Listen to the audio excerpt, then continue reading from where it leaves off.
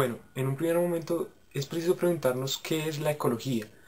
Pues la ecología es una ciencia relativamente nueva que nació como un intento de relacionar muchas otras ciencias que se dedicaban al estudio de la naturaleza. El término fue acuñado por Ernst Haeckel en 1870 y pues hoy en día posee múltiples acepciones este concepto. Sin embargo, se concibe como la ciencia que estudia las relaciones entre los distintos seres vivos y entre ellos con su medio circundante. Es preciso establecer una diferencia entre el concepto de ecología y el de ecologismo. La ecología es una ciencia, mientras que el ecologismo es una tendencia, una idea o un ideal. Asimismo, el ecólogo es el científico, es el que posee el conocimiento en torno a este campo. Por el contrario, el ecologista es el que opta por estar en armonía con la naturaleza, se preocupa por su deterioro y defiende activamente la conservación del medio ambiente. Bien, veamos ahora las disciplinas de la ecología. En un primer momento está la ecología descriptiva, que es la que estudia el estado actual del medio ambiente de un ecosistema. Entonces evalúa las poblaciones, la diversidad, la tipificación, la clasificación y la cartografía de las comunidades. Está también la paleoecología, encargada de estudiar los seres vivos extinguidos en relación con el medio ambiente en el que se desarrollaron. Está la ecología de poblaciones, que estudia las poblaciones formadas por los organismos de una misma especie. Entonces estudia la natalidad, la mortalidad, la distribución, el crecimiento. El avestruz constituye un ejemplo de población de individuos de una sola especie. Mm, Está también la ecología de comunidades, pues se encarga básicamente del estudio del nivel de la organización de la materia viva llamada comunidad. Entonces estudia allí la producción primaria, las cadenas tróficas, etcétera. Tenemos también la ecología fisiológica, que estudia las relaciones entre los organismos y las características físicas y químicas de su ambiente. Por último está la etología, encargada de estudiar la conducta y el comportamiento de los animales en su estado natural. Hablemos ahora sobre los niveles tróficos y cadenas alimenticias. Básicamente en un ecosistema tenemos plantas y animales que dependen unos de otros en su alimentación. Gracias al alimento, los seres vivos pueden obtener la energía que necesitan para realizar sus funciones y la materia para reponer sus tejidos y células. Como se menciona en el documental llamado La vida en el paraíso salvaje, el alimento significa energía y la energía es necesario pues para conseguir más alimento. Es prácticamente un ciclo que atrapa pues a los seres vivos. Eh, con el fin de organizar un poco nuestro ecosistema y así entenderlo mejor, nosotros tenemos una clasificación de los seres vivos en varios niveles, llamados niveles tróficos. Un nivel trófico básicamente está formado por un conjunto de seres vivos que obtienen la materia y la energía de la misma fuente. Bueno, en un primer momento están los productores que básicamente toman la energía de la luz solar y con ella transforman la materia inorgánica en materia orgánica, como los azúcares, las proteínas, etc. Este es un proceso muy conocido que es la fotosíntesis. En los ecosistemas terrestres, este grupo está formado pues por las plantas y en los ecosistemas marinos está conformado, por ejemplo, por las algas. En un segundo momento están los consumidores primarios, que básicamente se alimentan de los productores que les ofrecen la materia orgánica ya formada, ya que ellos son incapaces de sintetizar la materia inorgánica. A partir de esta materia orgánica obtienen la energía que necesitan mediante un proceso llamado respiración celular, que se realiza en los mitocondrias de las células. A este grupo de productores, de consumidores primarios, pertenecen los herbívoros, los insectos, los roedores y bueno, algunos angulados como los caballos, las cebras. Están después los consumidores secundarios que se alimentan de los consumidores primarios y obtienen de ellos la materia orgánica, pues al igual que los anteriores, realizan la respiración celular.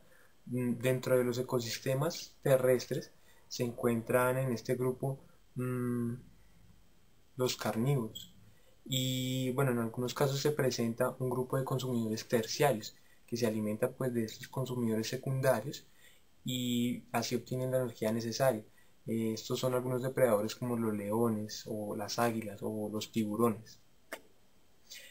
Por último están los descomponedores y transformadores que se alimentan de los consumidores primarios y obtienen la materia orgánica.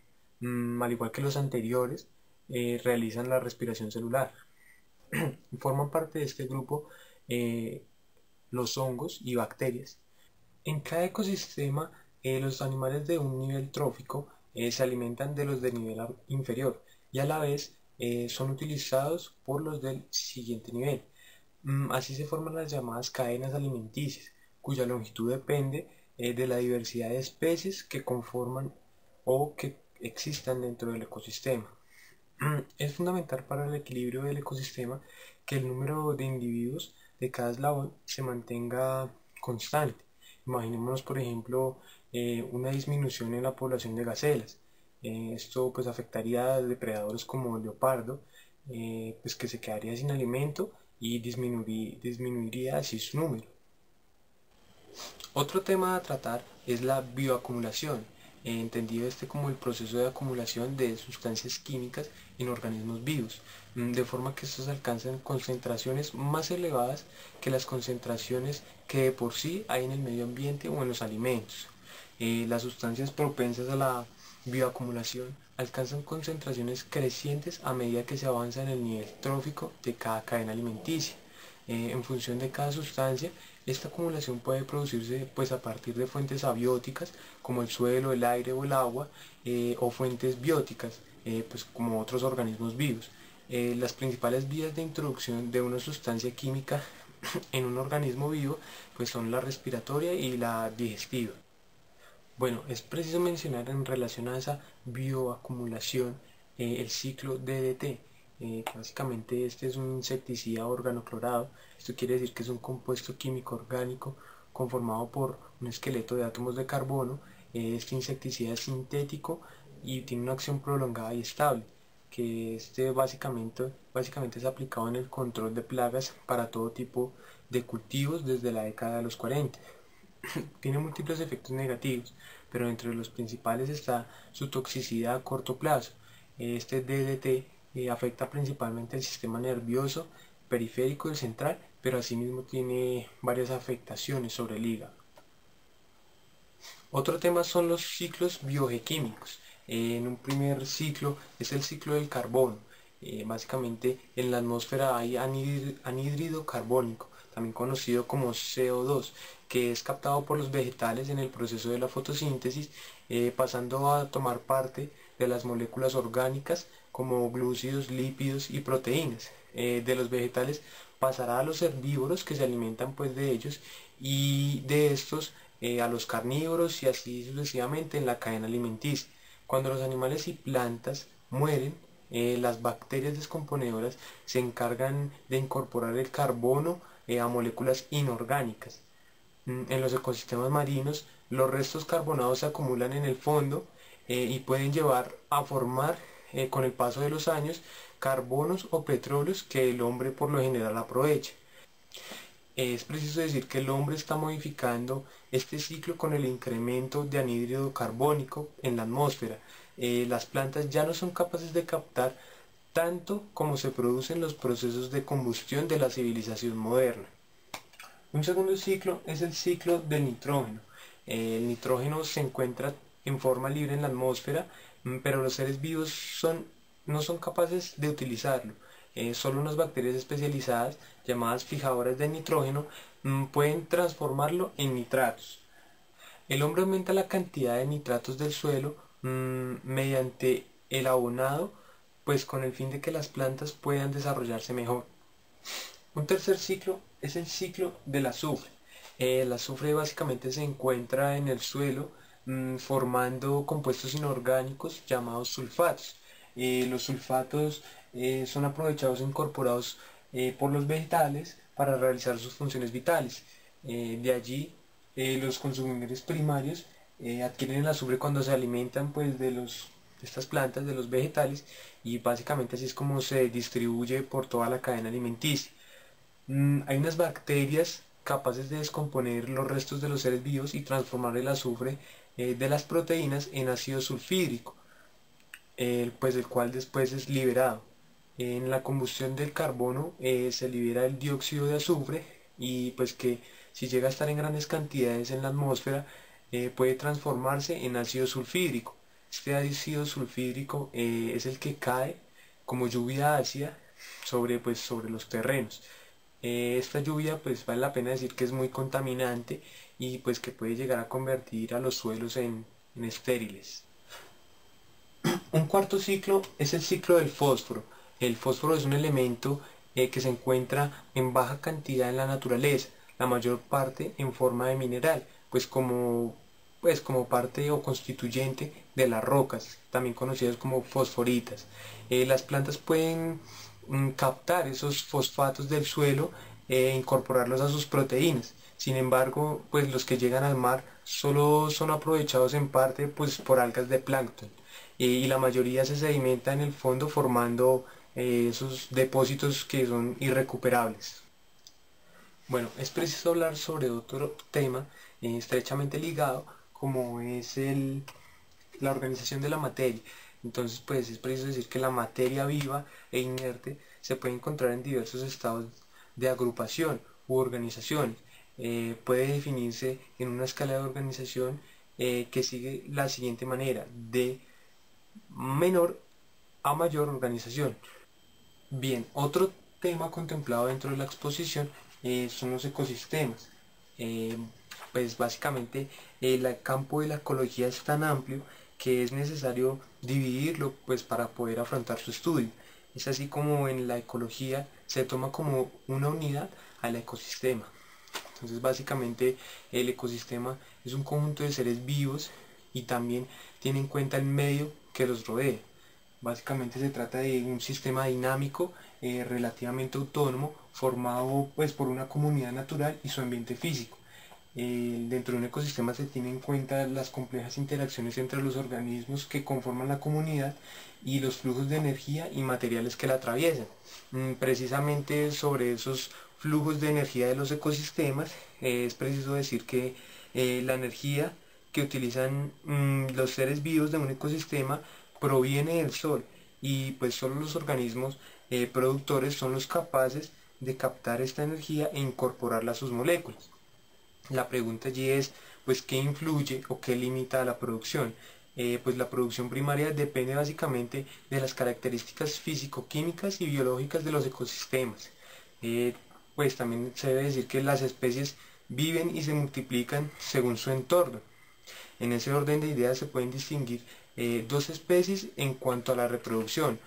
Unas primeras que son las antagónicas, mm, que básicamente son las que presentan una elevada tasa de crecimiento debido a esa producción o reproducción precoz y pues por tanto hay un gran número de descendientes pero con vida muy corta. Entre ellos se pueden mencionar pues los roedores como los ratones. Eh, o la otra, pues las otras especies son las longevas, que pues tienen un crecimiento lento y con pocos y pues desprotegidos descendientes, como por ejemplo las tortugas. Bien, dentro de los ecosistemas existe una clasificación. Esta es, pues, están los ecosistemas acuáticos, en primer lugar, y dentro de los acuáticos se encuentran el medio marino y los continentales. Entonces, dentro del medio marino, vale la pena decir que los mares y océanos ocupan el 71% de la superficie total del planeta. Son los causantes de la formación de nubes. El ecosistema marino tiene unas características propias que determinan el tipo de vida que allí existe. Dentro de estas características está la salinidad elevada, la falta de luz, el oxígeno disuelto en agua, las olas y corrientes marinas, asimismo están las mareas. Dentro de la segunda clasificación dentro de los ecosistemas acuáticos están los continentales, pues en donde se destacan las aguas corrientes que están formadas pues por torrentes y ríos alimentados por el agua de lluvia o agua procedente de un deshielo y pueden ser de caudal fijo o variable. También se encuentran las aguas estancadas que se forman debido a la acumulación de agua de lluvia o pues también a la proveniente de un deshielo de una zona montañosa en huecos de terreno formados por materiales que pues son impermeables. Algunos ejemplos son los lagos, las charcas, las lagunas, los pantanos, pues entre otras también. Existe una segunda clasificación dentro de los ecosistemas y son los ecosistemas terrestres. Básicamente se considera dentro del ecosistema terrestre a todos aquellos que se desarrollan sobre la plataforma continental de nuestro planeta. Lógicamente las condiciones climáticas, las geológicas, incluso las históricas de cada zona van a influir de forma directa pues sobre el tipo de vida que se desarrolla sobre este tipo de ecosistema. Mm, Básicamente se pregunta qué es lo que caracteriza una zona de nuestro planeta y pues la hace diferente de los demás. Pues principalmente son tres cosas o factores. Primero, las condiciones climáticas. eh, el segundo, el tipo de suelo. Y tercero, pues la influencia o esa acción humana pues que se ejerce en la actualidad y pues durante los años que se han habitado la Tierra. Estos factores pues determinan el tipo de plantas, la cantidad y pues también la variedad de los ecosistemas. Bueno, otro tema importante es el tema de la biodiversidad, teniendo este concepto como la variedad de la vida. Este concepto es relativamente nuevo y pues incluye varios niveles de organización biológica. Básicamente abarca a la variedad de especies de plantas, animales, hongos y microorganismos que viven pues en un espacio determinado. También se estudia la variabilidad genética, los ecosistemas los cuales forman parte estas especies. También estudia los paisajes o regiones en donde se ubican los ecosistemas. La biodiversidad pues también incluye los procesos ecológicos y evolutivos que se dan a nivel pues de genes, de especies, de ecosistemas y de paisajes. Bien, en relación a los ecosistemas, hay algo que se denomina como relación entre especies. Las especies básicamente forman parte de la misma comunidad, se relacionan entre sí, produciéndose pues algunas veces perjuicios y otras veces beneficios. Es así como a continuación voy a nombrar cuatro relaciones. La primera de ellas es la competencia, en donde se establece una lucha entre dos especies, ya sea por el alimento o por el territorio. Por lo general, aquí lleva la peor parte aquella especie que es más débil o está peor dotada. Una segunda relación es el comensalismo, en donde una de las especies se asocia a otra y obtiene de ella pues algún beneficio, pero sin producirse ningún daño. Mm, una tercera relación es la simbiosis, en donde dos especies se asocian para obtener un beneficio común. Un ejemplo de esto es el llamado acicalamiento, pues que básicamente se convierte este acicalamiento en una cuestión social y pues de relación mutua. Finalmente se encuentra el parasitismo dentro de estas relaciones y pues en el parasitismo una de las especies vive a costa de la otra, pero además produciéndole algún daño. Mm, la especie que resulta perjudicada se llama huésped y pues algunos ejemplos de estos son las pulgas o las garrapatas. Existe dentro de los ecosistemas una relación de la comunidad con el medio. Las comunidades evolucionan con el tiempo y debido a las relaciones con otras especies y a la influencia del medio. Pueden desaparecer especies que no han sido capaces de adaptarse o aparecer otras nuevas ocupando los espacios y nichos ecológicos que están vacíos. Al alcanzar el equilibrio de la comunidad y el medio en el que se vive, se dice que se ha alcanzado el llamado clímax. Este clímax puede romperse por un cambio brusco en las condiciones ambientales, como por ejemplo una sequía o una bajada en la temperatura, pues que básicamente impida la adaptación de algunas especies pues a las nuevas condiciones. Bueno, finalmente, y cerrando la exposición, es preciso destacar ese papel del hombre que ha tenido hoy día y pues que ha tenido desde siempre en relación a los ecosistemas.